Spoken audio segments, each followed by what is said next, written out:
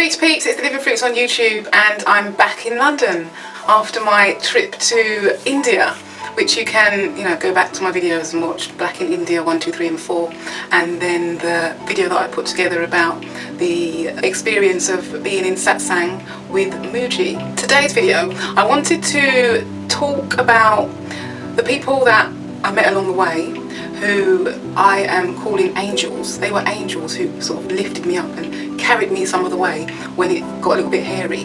And one of you in the comments recently asked me to talk about meditation, my awakening and my spiritual practice. That's not something that I find easy to do because there's no kind of prescription. It's a very personal thing. If anyone does want that, they can write me. If you email me, we can have that conversation. How I do things on this channel is through experience. Life is experiential, and we can learn from each other and from each other's story and experience. So that's how I'm going to kind of answer that question. First, about meditation. Recently I actually said that I've discovered meditation again, and I've always found meditation really difficult. I mean, most people do, to try and sort of deny you have a mind that has these thoughts flowing through. Meditation is good, and if you practice meditation, awesome, and it works for you.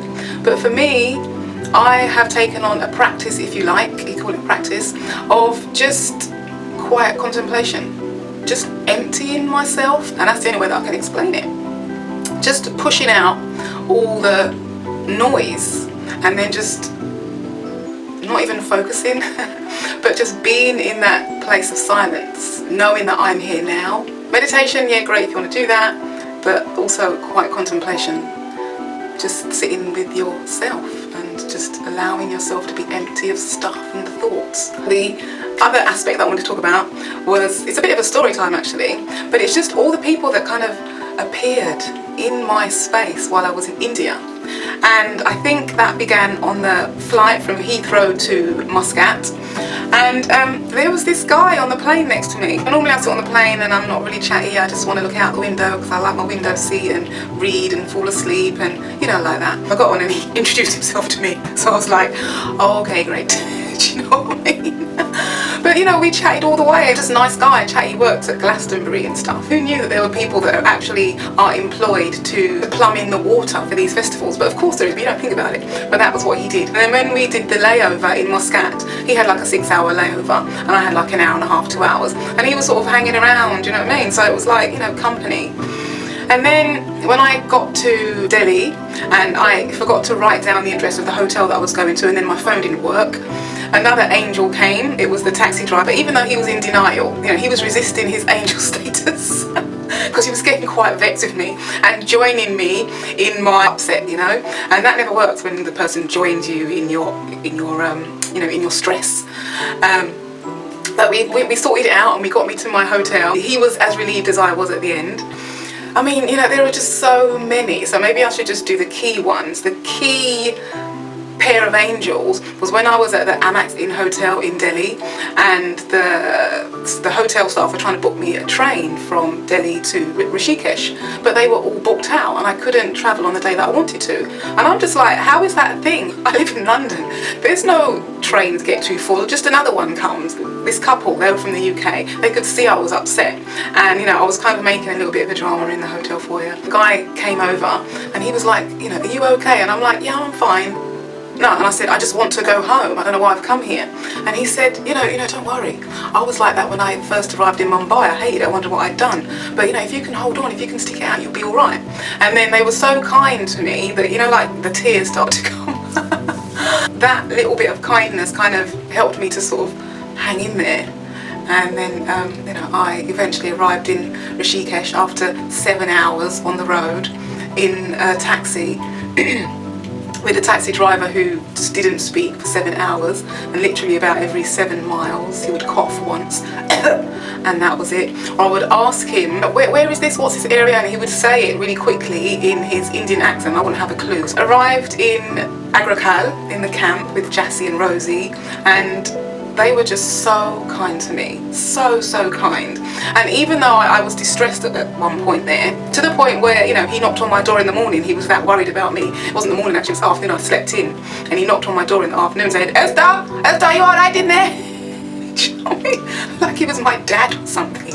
And even when I was like, you know, annoyed voice, when I said, oh, you just woken me up, still when I did get up, would you like some tea? And offering me food all the time, and just so nurturing, you know, even when my face was set, just nurturing all the time.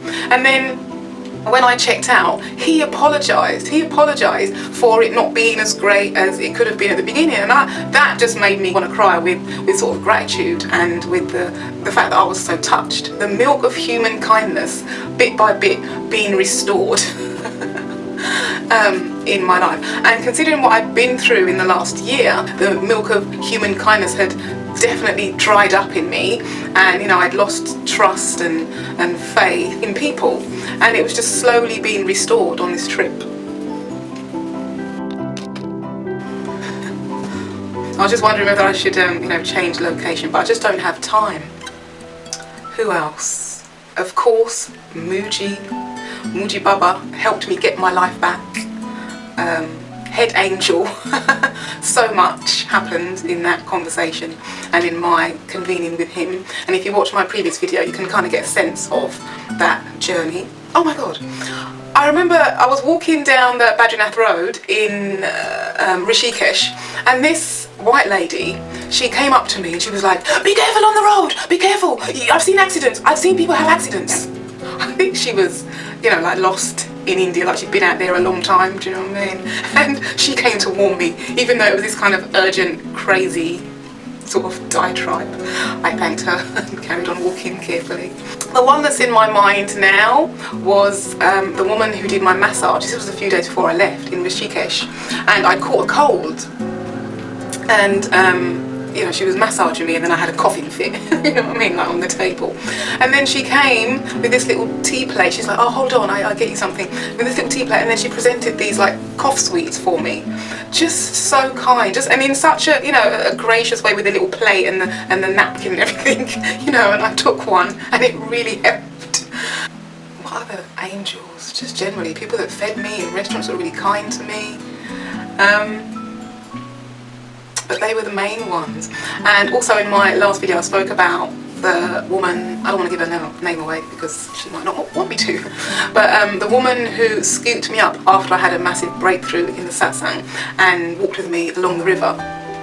And then, you know, she sort of was there when I was able to process, you know, everything that was going on for me. Like soon after the awakening, she just showed up in my space to provide me with that privilege, and we went and we had like organic vegan food and sat on the floor in this restaurant with the mountains and just, you know, shared back and forth. I don't know if I'll ever see her again, because I thought I was going to attend one more satsang, but I actually mixed up my days. I was flying out on the day that I would have been attending, so I left a note for her at her hotel, but I don't know if I'll ever see her again. But sometimes that's what happens with angels. They just come into your life and then they go about their business. So the moral of the story is, you have to let go and let God.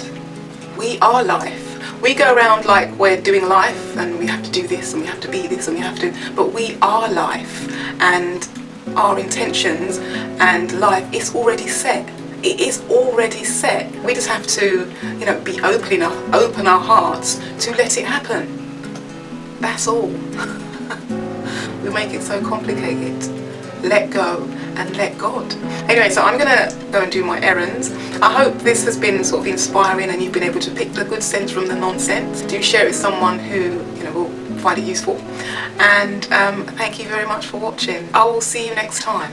Don't forget to keep reaching for those good feeling thoughts.